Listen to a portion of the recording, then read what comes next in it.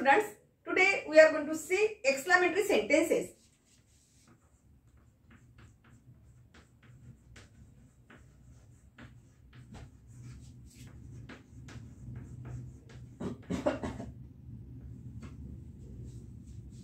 तर आजच्या तासामध्ये आपण असा भाग बघणार आहोत जे म्हणजे उद्गारवाचक वाक्य. आता नेमकं एक्सक्लेमेटरी सेंटेन्स कशा पद्धतीचे पेपरला तुम्हाला विचारण्यात येते. तर जनरली काय होते, दिलेलं वाक्य हे असर्टिव्ह सेंटेन्स मध्ये असते आणि त्याचा बदल तुम्हाला एक्सक्लेमेटरी सेंटेन्स मध्ये करायचा असतो.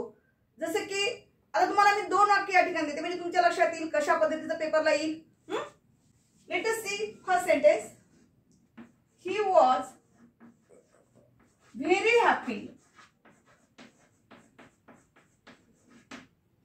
सेकंड सेंटेन्स बघा.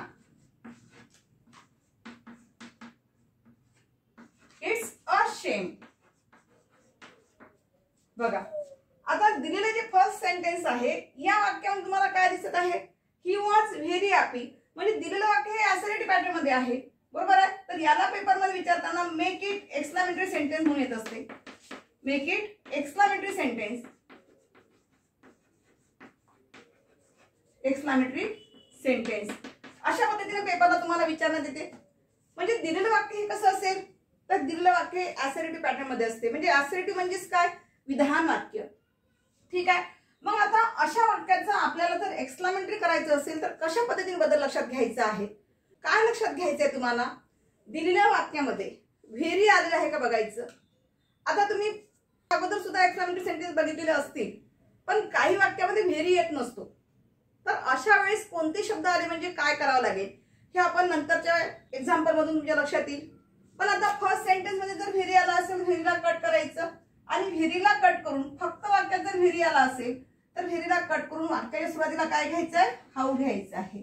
हाऊने सुरुवात करायची असते. का तर दिलेल्या वाक्यामध्ये फक्त ऍडजेक्टिव्ह आलेला आहे. ऍडजेक्टिव्ह कोणता आलेला आहे, हॅपी. तर सरळ सरळ हाऊने वाक्य बनवल्यानंतर या ठिकाणी ऍडजेक्टिव्हला समोर घ्या, हॅपी. त्यानंतर सब्जेक्ट घ्यायचा असतो. सब्जेक्ट कोणता आलेला आहे, ही. आणि त्यानंतर जे काही रिमेनिंग पार्ट ऑफ सेंटेन्स राहिलेलं असेल ते शेवटी घ्यायचं, वॉज आहे आणि शेवटी एक्सक्लेमेटरी मार्क. म्हणजे तुमचं आन्सर कसं होईल बघा, हाऊ हॅपी ही वॉज.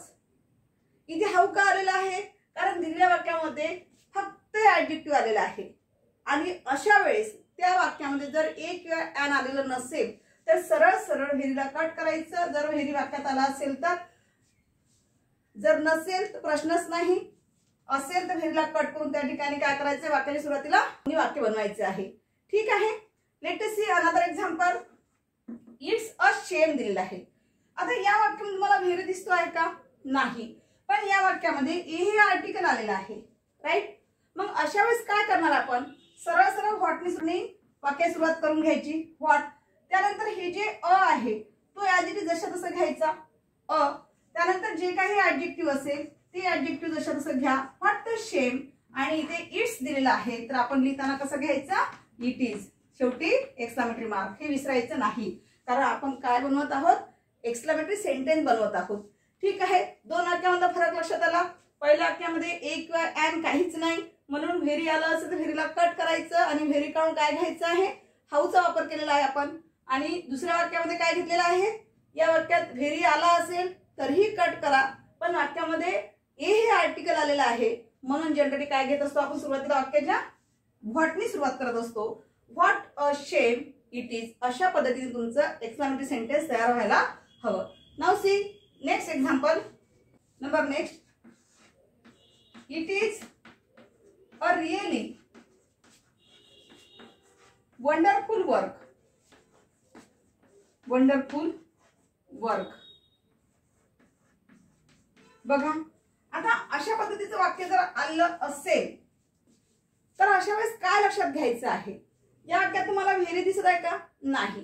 पण व्हेरीच्या ऐवजी काही असे शब्द असतात की जे वाक्यात आले असेल तर ते तुम्हाला काढावं लागेल, ओमिट करावं लागेल किंवा काढून टाकावं लागतील. ठीक आहे. तर अशा वेळेस त्याच्याशी रिलेटेड कोणता शब्द दिसतो आहे, रिअली. जर समजा तुम्ही जर वाक्यात रिअली घेतला उत्तरामध्ये तर तुमचे आन्सर रॉंग होईल. म्हणजेच आता हे तुम्हाला कसं लक्षात येईल की बाबा व्हेरीशी जे रिलेटेड वर्ड्स आहे ते वाक्यात आले म्हणजे काढून टाकावं लागेल. ते कसं लक्षात येईल बघा. जर वाक्यामध्ये रिअली आला असेल, व्हेरीच्या ऐवजी रिअली आला असेल, क्वाईट आला असेल, त्याचबरोबर एक्स्ट्रीमली आला असेल, एक्स्ट्रीमली, त्याचबरोबर बघा व्हेरीच्या ऐवजी कोणते शब्द रिअली आला असेल, क्वाईट आला असेल, एक्स्ट्रीमली आला असेल, प्रेटी आलेला असेल, सो आलेला असेल किंवा TOO आलेला असेल, मोस्ट आलेला असेल, कम्प्लिटली आलेला असेल, एक्सिडिंगली आला असेल,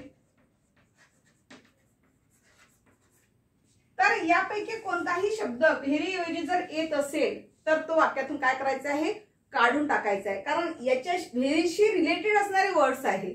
ठीक आहे, म्हणजे यापैकी कुठलाही शब्द आलेला असेल व्हेरीशी रिलेटेड तर ते वाक्यातून काय करायचं आहे, ओमिट करायचं आहे. बघा आता आन्सर कसं होईल. सगळ्यात पहिले बघाच वाक्यामध्ये कुठला आर्टिकल आलेला आहे का. इथे ए आलेला आहे. त्यानंतर आपल्याला इथे काय दिसतंय, वंडरफुल वर्क, म्हणजेच दिलेल्या वाक्यामध्ये जे कन्स्ट्रक्शन दिलेलं आहे किंवा दिलेल्या वाक्यामध्ये सी आन्सर कशा पद्धतीचे आन्सर होईल बघा. सगळ्यात पहिले बघायचं वाक्यामध्ये काय आलेलं आहे. इथे आर्टिकल काय आलेला आहे, ए आलेला आहे आणि त्यानंतर रिअली आपण कट केलेला आहे, वंडरफुल वर्क आलेला आहे. मग अशा वेळेस कसं करणार, ए आहे तर वाक्याच्या सुरुवातीला काय घ्यावं लागेल, व्हॉट. त्यानंतर ए ला ए जशा तसं घ्या. त्यानंतर वंडरफुल वर्क, जे काही ऍडजेक्टिव्ह असेल ते ऍडजेक्टिव्ह कडे घेऊन या, वर्क. हे घेतल्यानंतर सब्जेक्ट घ्यायचा आहे इट आणि त्यानंतर टू बी फॉर्म जे काय असेल ते शेवटी एक्सक्लेमेटरी मार्क. म्हणजे तुमचा आन्सर कसं झालेला आहे, what the wonderful work it is. ठीक आहे. Now next sentence, I is quite black. बघा या वाक्यामध्ये तुम्हाला व्हेरी दिसतोय का, नाही, पण व्हेरीच्या ऐवजी येणारा दुसरा शब्द कोणता आलेला आहे, क्वाईट आलेला आहे. तर त्यामुळे क्वाईटला कट करा. या वाक्यामध्ये कोणत्या प्रकारचं आर्टिकल दिसत आहे का, नाही. तर सरळ सरळ एक वेळ काहीच नाही, म्हणून सरळ सरळ कशाचा वापर करायचा आहे, हाऊनी वाक्य सुरुवात करा, हाऊ. त्यानंतर ऍडजेक्टिव्ह घ्या, हाऊ ब्लॅक. त्यानंतर सब्जेक्ट द स्काय, नंतर टू बी फॉर्म जे आहे ते म्हणजे इज, शेवटी एक्सक्लेमेटरी मार्क. म्हणजे how black the sky is, अशा पद्धतीने. Now see next example, she was completely heartbroken. heartbroken मध्ये तुम्हाला या वाक्यामध्ये तुम्हाला व्हेरी दिसतंय का, नाही, पण त्याच्याशी रिलेटेड कोणता शब्द आलेला आहे, कम्प्लिटली. ओमिट दिस वर्ड. मग सरळ सरळ कशाने सुरुवात करायची आहे, हाऊ. कारण या वाक्यात ए किंवा एन आलेला आहे का, नाही. How heartbroken.